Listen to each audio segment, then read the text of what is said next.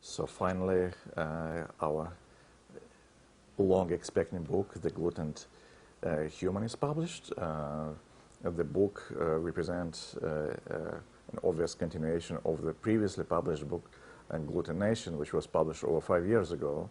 And so my patients and friends ask me why we decided to publish a new book.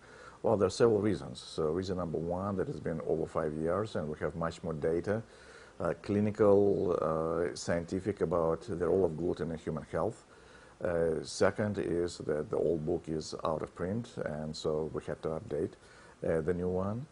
And the book is focused mainly on medical aspect of gluten intolerance, and it shows that gluten behaves as an infection, and it can cause very broad gamut of various human illnesses, varying from irritable bowel syndrome, celiac disease, through non-celiac gluten intolerance, down to lupus, rheumatoid arthritis, and various psychiatric illnesses.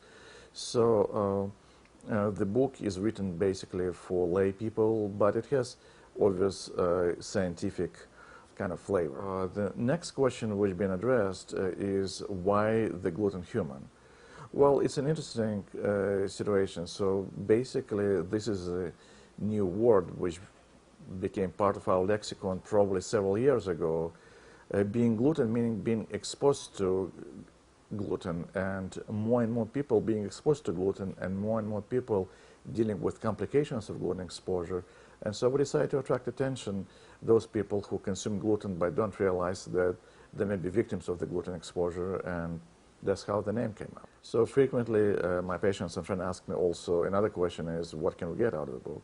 Well, the book, as I said, has a descriptive component, so it talks about how to recognize various manifestations of gluten intolerance, but it also has a practical component. So I put a couple of questionnaires so you can do a self-assessment test and see whether you're gluten intolerant or not.